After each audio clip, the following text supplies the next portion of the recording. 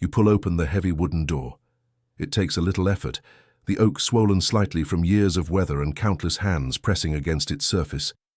The hinges groan in a friendly way, not unlike an old friend clearing their throat as you arrive.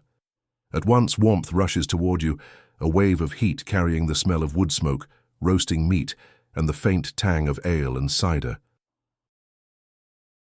The air inside the Green Dragon Inn is thicker than the cool night outside, but not stifling. It wraps around you, welcoming, almost like a woolen cloak draped across your shoulders. Candlelight flickers along the walls, dancing across timber beams darkened by centuries of smoke. Shadows curl upward into the rafters, but the room itself feels alive, bustling, and thoroughly awake. The first thing you notice is sound. Laughter rises and falls in rolling bursts, like waves against a gentle shore. The clatter of mugs colliding in cheerful toasts, the scrape of chairs over flagstone floors, the rhythmic thump of boots keeping time to a fiddler in the corner. Together they weave a tapestry of noise that is neither overwhelming nor harsh.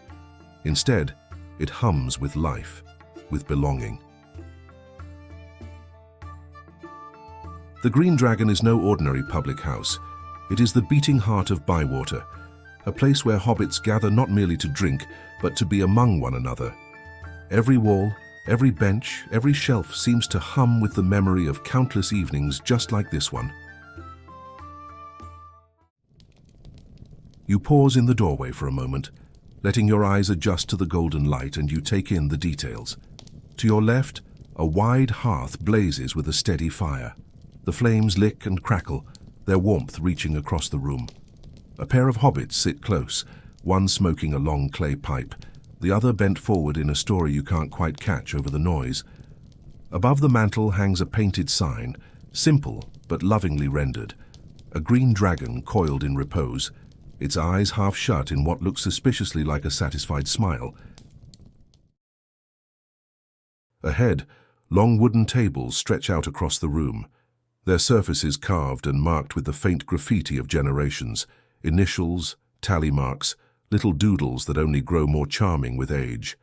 Clay mugs and pewter tankards crowd the tables, catching the firelight in dull gleams. Platters of food slide from one hand to another, meat pies steaming and rich, loaves of bread torn open to reveal soft white insides, wheels of cheese cut into wedges, as generous as the laughter that fills the air. Somewhere to your right, just beyond the main throng, stands the polished oak counter where the innkeeper works. Behind it, shelves are stacked high with bottles and casks, each labelled with names you've heard sung about: Old Wynyards, South Farthing Cider, Green Dragon Ale. The scent wafts toward you, yeasty, earthy, and comforting in its familiarity. And then there are the hobbits themselves. They fill every corner, every seat, every space. Some lean back with flushed cheeks, mugs in hand, singing along to a half-remembered tune. Others whisper in the corners, heads close, sharing the latest bit of Bywater gossip. Still others dance, hands linked, feet stamping in cheerful rhythm across the flagstones. They do not notice you immediately, for you are not an intruder here. You are simply one more guest, absorbed into the steady current of hobbit life. You step forward, letting the door close softly behind you. The sound of it shutting seems to seal you inside this world of warmth and laughter. Whatever troubles or worries might linger outside, do not follow you in here. The Green Dragon has its own rhythm, its own time, and tonight you are part of it. You take your first slow steps into the room, each one sinking you deeper into the atmosphere. The flagstones under your feet are cool, though they've been worn smooth by centuries of hobbit feet. They seem to remember every gathering, every dance, every night that ended with song. The air is alive with smells. Wood smoke drifts steadily from the hearth, mingling with the savory aroma of roasting meat and the sweet, yeasty tang of bread. A note of apple lingers in the air, cider poured fresh from kegs. You breathe in deeply, and it is as if the inn itself has welcomed you with a feast for the senses. The room itself is not grand in size, but it feels endless in comfort. The walls are panelled with dark wood, polished smooth in places where hands and shoulders have leaned over the years. Lanterns hang from iron hooks, their golden glow softer than daylight, but somehow more honest.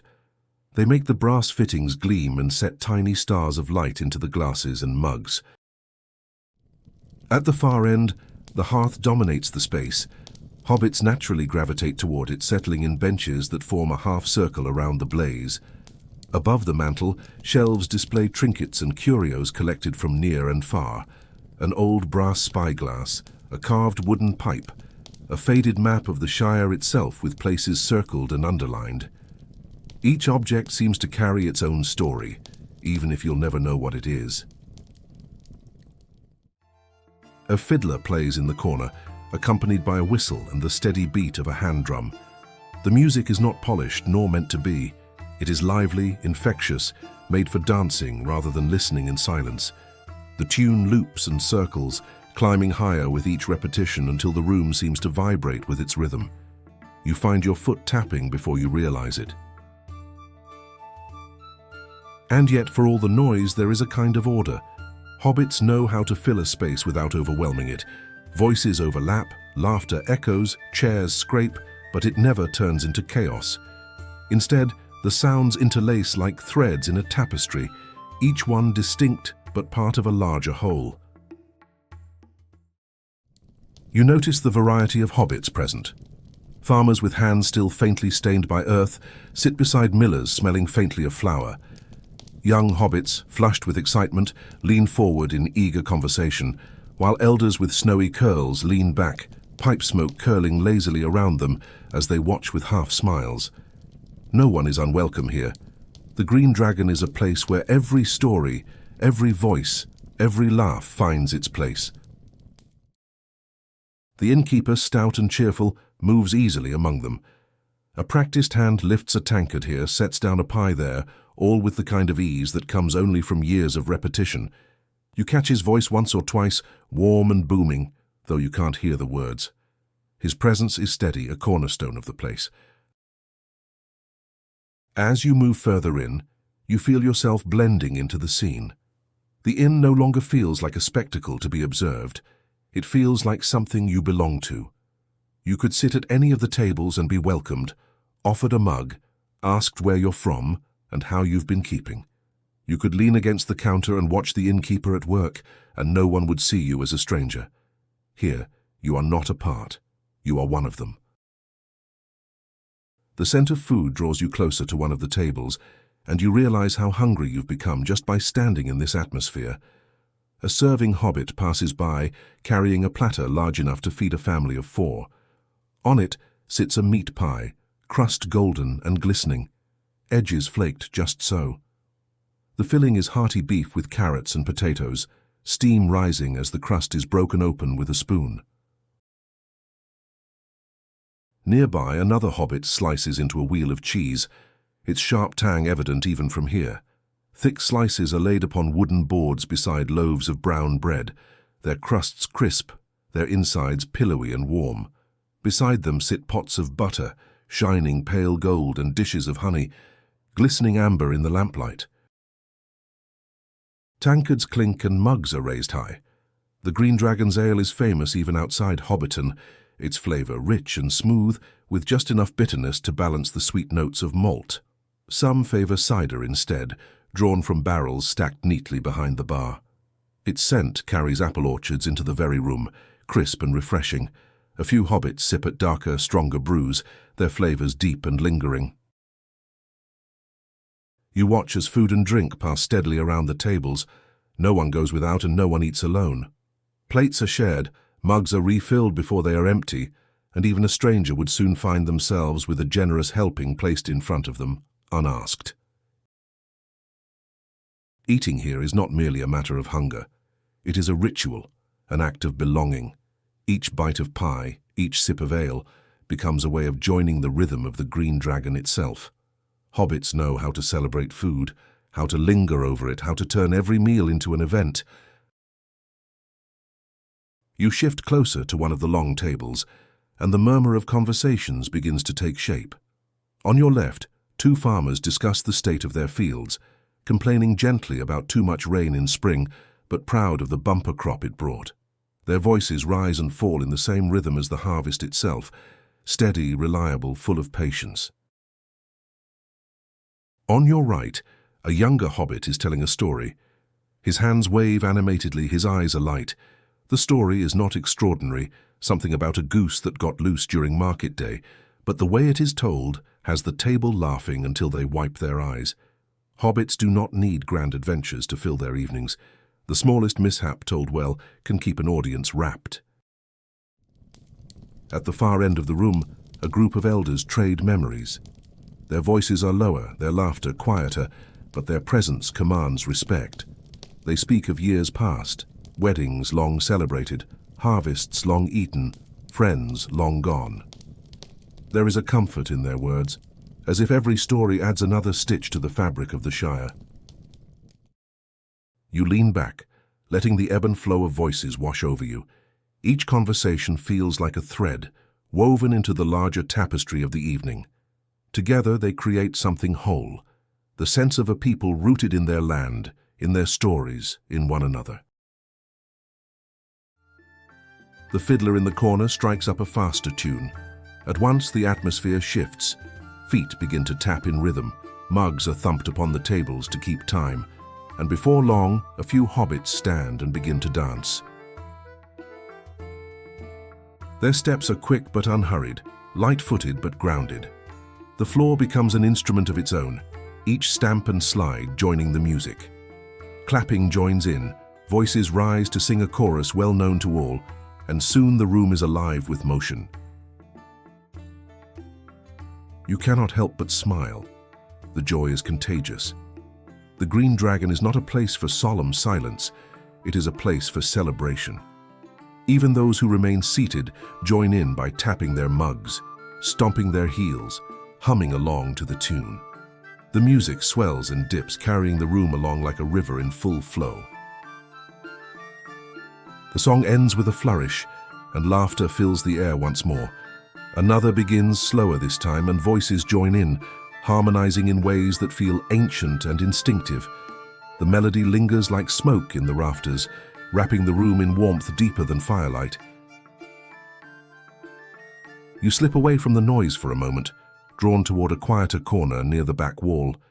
Here, the lamplight is softer, shadows longer, and the voices dimmer.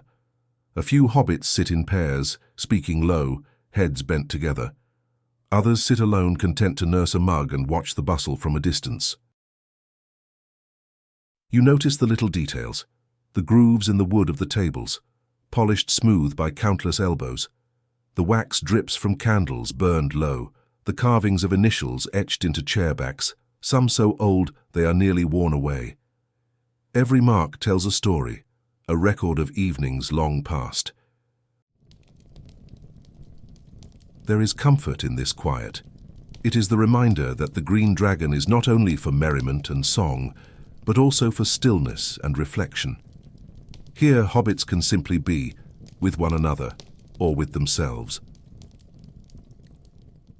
The night deepens, the songs slow, and the laughter fades to softer murmurs. You know it is time to leave. You rise slowly, feeling the warmth of the room lingering in your skin, the taste of good ale still on your tongue. You step toward the door, weaving past chairs and tables, past hobbits leaning close in quiet talk, past the fire that still crackles but now burns lower. The heavy wooden door stands before you. You place your hand on its iron handle, cool and solid, and push it open once more.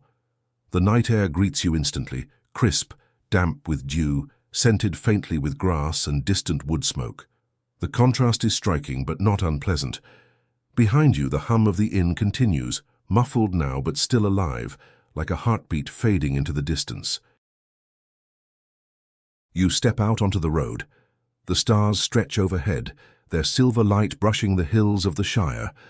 All is quiet save for the rustle of leaves and the occasional chirp of a night insect. The Green Dragon sits behind you, its windows glowing softly, a beacon of warmth in the cool night.